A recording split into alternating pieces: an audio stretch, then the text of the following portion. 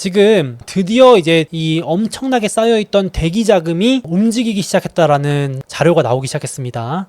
이제 슬슬 미국도 이제 드디어 금리 인하 가시권에 들어오고 하다 보니까 요 대기 자금이라고도 불리는 초단기 채권에 투자하는 자금, 워렌 버핏도 여기 주로 투자해 놓죠. 미국의 이자가 세기 때문에 5%대 고금리 이자 받으면서 대기 기회만 기다리고 있던 자금이 바로 요 MMF에 들어있는 자금인데, MMF 단어는 머니마켓 펀드의 약자로 단어가 어려울 뿐이지 그냥 대기 자금입니다.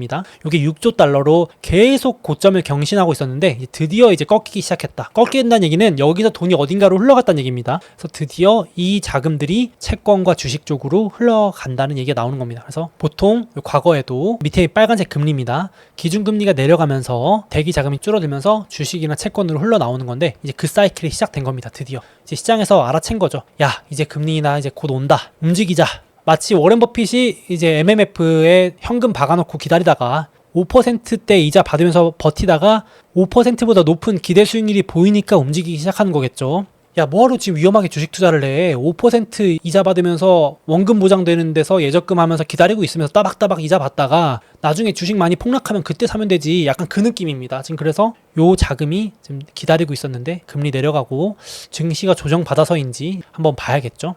그래서 지금 5.5에서 4.5까지 막 연내 내려간다, 뭐 빅컷 해야 된다, 8월 달에 긴급 금리 인하 회의를 해야 된다 얘기까지도 나오는데, 그건 약간 너무 나간 얘기지만 지금 확실히 이제 월가도 태세 전환하고 연준도 이제 금리 인하 시그널을 많이 줄 걸로 보여지는 것 때문에 자금이 좀 움직이는 것 같습니다.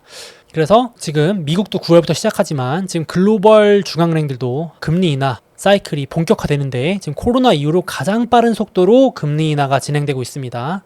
그래서 지금 한국도 슬슬 이제 눈치 보면서 미국이 9월에 하니까 우린 10월에 할 수 있는 거 아니냐 막 이런 얘기 막 언론에 흘리죠. 나오고 있죠. 그러니까 지금 미국보다 먼저 한 나라들도 엄청나게 많아지고 있는 거고, 이게 결국 다 유동성 증가 신호입니다. 제가 말씀드리고자 하는 거는 결국 이런 것들이 아까 말씀드린 MMF 같은 수천조의 많은 대기 자금과 유동성 측면에서 금리가 낮아지면서 풀리는 돈들이 주식이나 채권으로 흘러올 가능성이 높다. 그래서 주식이 뭐 폭락하거나 조정받을 때 하방 지지를 해주는 역할이 될 수 있는 자금들이겠습니다. 돈이 여전히 많이 풀려있기 때문에. 그래서 실제 지난주에도 채권이, 저도 이제 채권하고 배당주 한 번씩 모니터링 차원에서 말씀을 드리는데, 미국 대표 장기 채권 TLT 많이들 투자하시죠? 아마 최근 한 1년 동안 투자해서 물려 있었던 분도 많으실 거고 재미없었다는 분도 많으실 텐데, 요즘 수익권으로 돌아오시는 분들도 슬슬 있으실 겁니다. 지금 지난주 한 주 동안만 해도 TLT ETF가 전체 ETF 자산 중에 거의 수익률 탑 10 안에 들 정도로, 제가 모니터링하고 있는 ETF 중에서 거의 수익 탑 3 안에 들 정도로 장기 채권이 일주일에 5.69%면 엄청 오른 거거든요. 뭐 주식 저리 가랍니다. 나스닥 저리 가라죠. 그래서 지금 약간 이제 하락 추세는 마무리하고 돌아서려는 시도를 하고 있는 거 아닌가라고 조심스럽게 생각이 드는데, 뭐 섣부른 예측은 좀 어렵지만 이 채권이 오르기 시작한다는 얘기는 시장 금리가 본격적으로 내려간다는 얘기로 해석이 됩니다.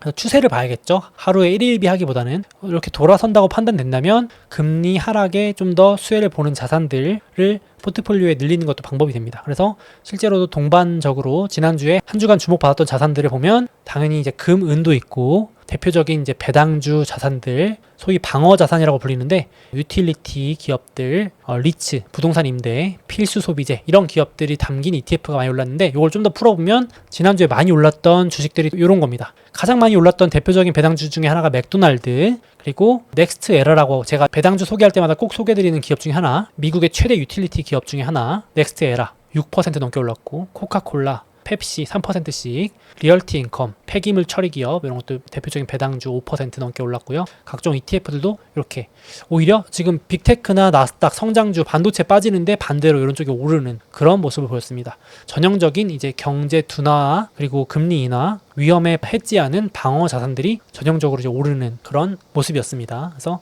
지금 나는 빅테크나 성장주 몰빵입니다 하시는 분들은 조금 자산 배분에 관심이 있다면 이쪽도 한번 보시는 것도 방법이 되겠죠. 리스크 관리 차원에서. 참고로 과거에 금융위기 때도 이 오른쪽 그래프 먼저 보시면 맥도날드라는 기업이 이번 주에 많이 올랐는데, 이 기업이 금융위기 때도 주가가 안 빠진 걸로 유명했던 기업입니다. 제가 이제 금융위기 때 어떤 기업들이 플러스를 기록했나 하고 예전에 돌려본 적도 있었는데 유일하게 3개, 4개도 안 됐던 것 같은데 그때 방어했던 게 월마트랑 맥도날드인가 그랬었던 것 같아요. 확실하게 기억나는 게 맥도날드라서 맥도날드 가져왔는데 이 검은색 그래프가 S&P 500입니다. S&P 500이 금융위기 맞아서 2008년부터 리먼 브라더스 터져가지고 주가가 고점 대비 50%도 넘게 빠져서 회복에도 한참 걸렸던 데 비해서 맥도날드는 그냥 횡보했습니다. 그때도 불황에 오히려 저소득층 분들이 많이 가서일 수도 있지만 실적도 플러스를 기록한 거의 유일무이한 회사일 정도로 잘 버텼는데 지금도 오히려 지난주에 침체 쇼크, 경제 둔화, 불황 우려가 나오니까 오히려 맥도날드가 강하게 반등하는 아이러니한 모습을 보였습니다.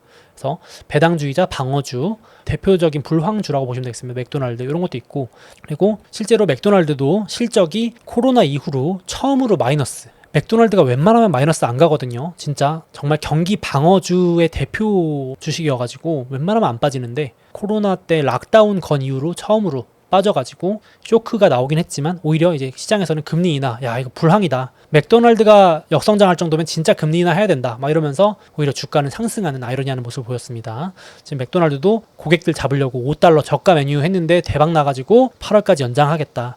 결국 소비자들이 지금 싼 가격을 원하는 거죠. 경기 어렵고 지갑이 얇아지니까. 그래서 맥도날드도 있고 코카콜라는 이 어려운 장에 신고가 갑니다. 혹시 지난주에 말씀드린 거 기억하실지 모르겠는데 배당주가 재밌어지는 구간이 옵니다. 그게 지금 같은 구간인데 사람들이 배당 성장주에 관심 가면 배당주는 당연히 노잼주다. 누가 배당주 하냐 이러는데 희한하게 경제 둔화 사이클이 시작되면은 배당주들이 막 랠리를 하기 시작해요. 그럼 이제 사람들이 또 이제 배당주로 우르르 몰려옵니다. 야, 배당 짱 이러다가 또 이제 다음 성장주로 가면 또 이제 성장주로 우르르 몰려갔다가 이게 왔다 갔다 하거든요. 그러니까 돌고 도는 장세인데 지금 이제 배당주 관심이 다시 늘어나는 사이클로 보여집니다. 그래서 코카콜라는 성장주 나스닥 빠지는 와중에 신고가 뚫어버리고 펩시도 약간 이제 회복 시도하는 상황이고 배당률은 3%대 이렇게 있고 제가 뒤에 리스트는 보여드릴게요. 그리고 넥스트에라라고 하는 우리나라로 치면 1대1 비교는 어렵지만 한국전력이나 이런 발전하는 유틸리티 회사라고 보시면 되겠습니다. 신재생에너지 회사인데 이런 것도 6% 이렇게 반등 시도하고 있고 대표적인 배당주입니다.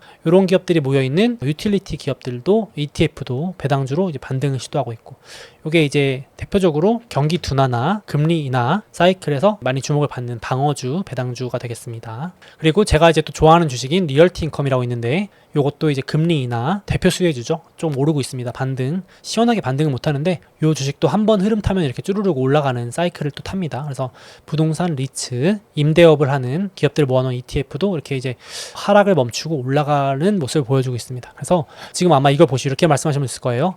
침체가 다가오는데 무슨 부동산 리츠냐. 그래서 이제 이런 얘기도 하시는 거죠.